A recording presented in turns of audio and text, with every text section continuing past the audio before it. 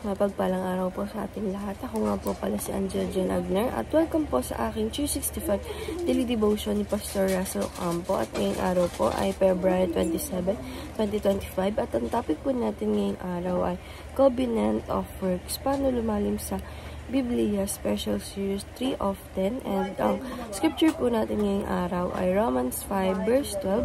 Sabi po dito, that through Adam like through Christ.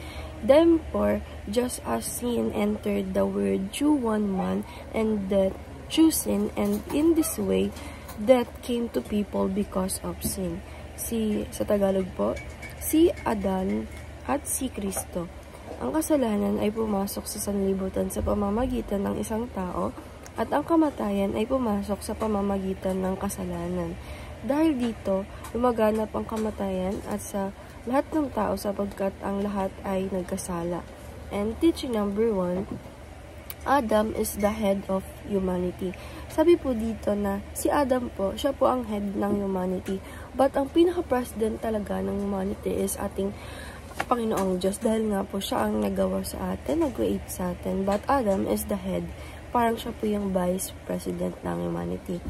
And teaching number 2, God requires perfect obedience. Sabi po dito na ang ating Panginoong Diyos po ay ginawa po si Adam through His image. Pares po sila ng humangis. Kaya po gusto ng ating Panginoong Diyos at binigay niya kay Adam yung mga perfect na dapat ibigay sa Garden of Eden. At sinabi niya lang po kay Adam na huwag kainin yung isang bunga. Pero mas marami pa po talagang mas pwedeng kainin doon. But ginawa pa rin ni Adam na kinuha nila ng isang bunga na yun at kinain. At ito po ay naging pagkakasala ni Adam and Eve. And God requires perfect obedience na simula na siya po yan ang kawangis ng ating Panginoong Diyos. Dapat po na maging perfect yung pag-uugali niya at hindi po siya gumawa ng kahit isang kasalanan. And doon na po nagsimula yung kasalanan ng humanity. And teaching number 3, suffering and death entered creation. Ito naman po. So, yung suffer and death is pumasok na po siya sa creation, pati na rin po sa atin. But, Jesus Christ, niligtas niya po tayo sa ating kasalanan. And, pwede na po tayong, meron na po tayong pagpapatawad and resurrection sa ating Panginoong Diyos. And sa application,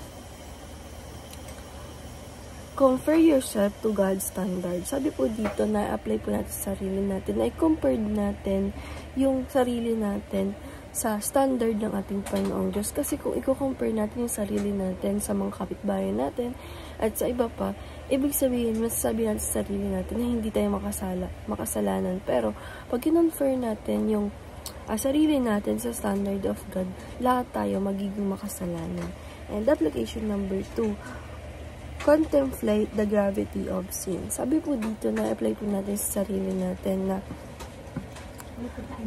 ialis po natin sa sarili natin yung gravity of sin na puro tayo nagkakasala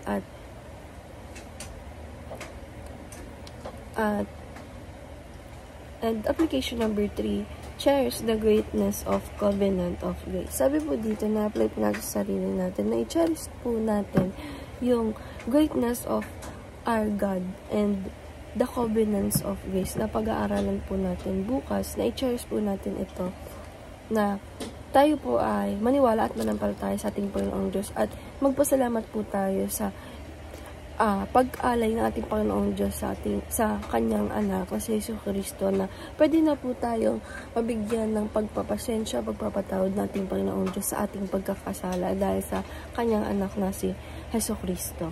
And discussion, since God requires perfect obedience, what does that reveal about us? Para po sa akin, para po sa devotion ngayong araw, na since alam na po natin yung God perfect obedience is ang gagawin na po natin is dapat po na sumunod po tayo sa Kanya.